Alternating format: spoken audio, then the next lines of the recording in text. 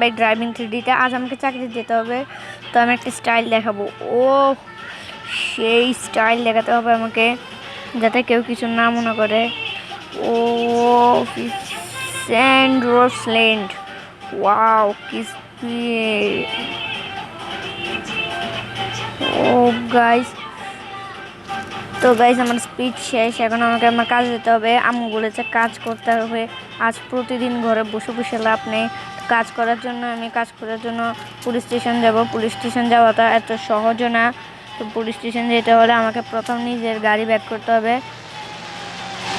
Police station যাওয়ার জন্য আর কি বা করতে হবে আমি বুঝলাম না।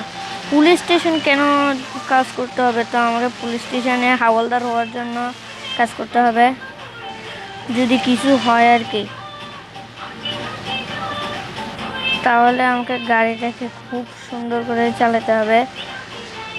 তো আমি গাড়ি নিয়ে পুলিশ স্টেশনের কাছাকাছি এসে গিয়েছি। দেখি গাড়িটা ভিতরে ঢুকাতে পারে নাকি। আমি ঢুকিয়ে সম্ভব হয়ে গেছি। এখন মার চাকরিটা আমি করে নিব। তো গাড়িটাকে একটু ওই সাইডে পার্কিং করে দিই, কারণ এখানে পার্কিং এরিয়া খুব কম। তো আমি নেমে পড়ে নিচে, যেহেতু এখন পার্কিং এরিয়া কম তো আমাকে নিচে নামতেই হবে। বাহ রে গাইস, এখন আমাকে রেজিস্ট্রেশন করতে হবে নিজের নামে। আমি আগে ছিলাম, এখন রেজিস্ট্রেশন দেখিয়ে আমাকে অন্য কাজ দিতে হবে। দেখি পুলিশ বানায় না। স্যার আমি এখন এখানে কাজ করতে পারবো না, তো তাই অন্য জায়গায় যাব। সমস্যা নেই, অন্য জায়গায় দিলে যেতে চাও, আমার এটা কি প্রবলেম? তুমি রেজিস্ট্রেশনটা কালকে নিয়ে এসো। তো গাইস ওরা রেজিস্ট্রেশন চাই, আমি রেজিস্ট্রেশন আনবো, হ্যাঁটা বলে দিই। হ্যাঁ স্যার, হ্যাঁ আমি রেজিস্ট্রেশনটা এনে দেবো। তাহলে যাও তাড়াতাড়ি রেজিস্ট্রেশন নিয়ে আসো। গাইস ওরা রেজিস্ট্রেশন আনতে বলেছে, তার জন্য আমাকে তাড়াতাড়ি কারে উঠে রেজিস্ট্রেশনটা ঘরের কোনায় কোনায় খুঁজে আনতে হবে। যেহেতু আমার এখন রেজিস্ট্রেশন নেই, মানে আমার চাকরিটা নেই, যে রেজিস্ট্রেশন হয়তো হারিয়ে গেছে। তো গাড়িতে বসে পড়ি, ফটাফট গাড়িতে বসতে হবে। নাইলে ওরা যদি একবার আমার রেজিস্ট্রেশন, আমি যদি ওদের নাইলে একবার যদি রেজিস্ট্রেশন না দিতে পারি রে গাইস, আমি কোনো জায়গায় ফিট হইতে পারবো না। তো মার কথা অনুযায়ী আমি রেজিস্ট্রেশনটা দিয়ে আসবো, তার জন্য আমাকে আবার নিজের ঘরে যেতে হবে। তো আমি ঘরে যাওয়ার প্রস্তুতি নিচ্ছি। আরে গাড়ি চালাইতে আমি বোর হয়ে গেছি। পুলিশের টাইমে গাড়ি চালানো খুব কঠিন গাইস। আপনারা কারা কারা গাড়ি চালান কমেন্টে আমাকে বলেন। তো আমি ভাই একটা মার্ডার কেস করে ফেলেছি। এখন তো রেজিস্ট্রেশন তো দূরের কথা, পুলিশ আমার নামে যে কেস দিব সেটাই তো তাড়ানো খুব কষ্টের। এখন আমাকে কি করতে হবে? এখন আমি ঘরে না যেয়ে একবারে শহর ছাড়তে হবে আমাকে। যেহেতু আমি শহর ছাড়বো, আর দেরি নেই আমার, শহর ছাড়তে হবে আমাকে।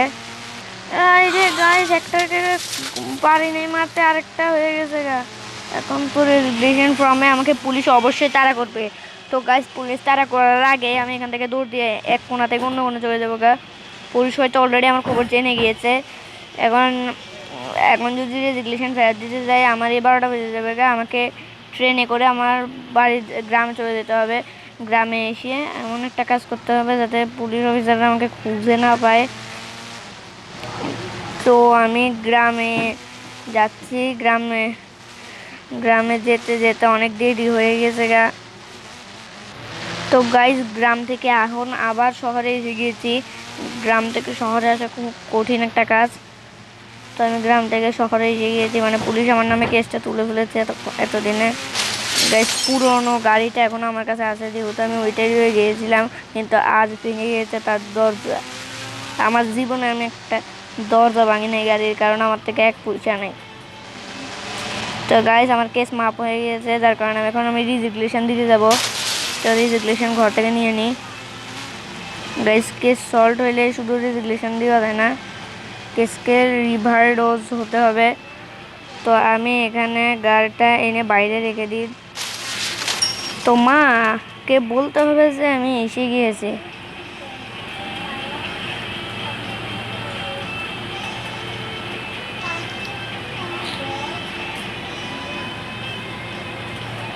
হ্যালো মা, আমি এসে গিয়েছি, আস তুই। গাইস মা বলেছে আমাকে ঘরে যেতে।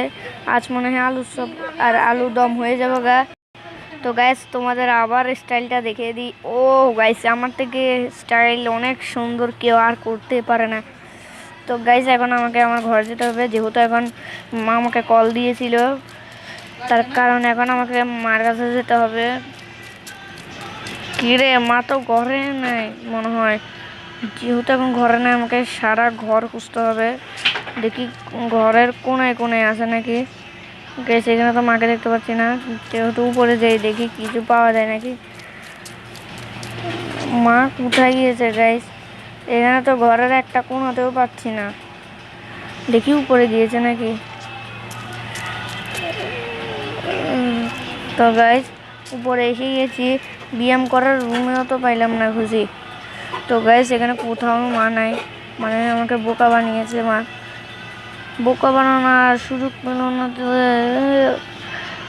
এখন বোকা বানাইতে পেরেছে যে। তো গাইস যতই হোক বোকা তো বানিয়েছে, আমাকে বানাতে তো পেরেছে। তো আমি এখন ঘরের কোনায় কোনায় খুঁজছি, খুঁজতে খুঁজতে গাইস কোথাও পেলাম না, এক লাফ দিয়ে দেখি। আরে গাইস আজকে মনে হয় আমি শেষই হয়ে যাব। ঘরের কোনায় কোনায় খুঁজেছি, কাউকে পেলাম না, বেডরুমও পেলাম না। কি রে এখানে ব্লুটুথ চলছে। আজকের ব্রেকিং নিউজ, আমাদের এই জম্বি ঘরের ভেতরে অনেক জম্বি আক্রমণ করেছে। কি আমাদের এইখানে অনেক জম্বি আক্রমণ করেছে? আমি ফোনে দেখি তো, ফোনে কিছু পাওয়া যায় নাকি। আমাদের এখানে বলে জম্বি আক্রমণ করেছে গাইস। তো আমি নিচ নেমে যাই। তো আমাদের এখানে যখন জম্বি আক্রমণ করেছে, আমাদের এই জম্বিগুলো থেকে আমাদের শহরকে বাঁচাতে হবে। তো আমরা দেখি জম্বি কি করতে পারে আমাদেরকে। তো আমরা এখন একটা কাজ করব, কার তো এসে গিয়েছে, দেখি কারেন্টকে ফোন করে দেখি কারেন্ট কি বলে। তো কারেন্ট কিছু বললো না গাইস, কল কেটে দিয়েছে। জম্বিরা কিভাবে আক্রমণ করে আমাকে দেখতে হবে, দেখি জম্বিরা কি করে।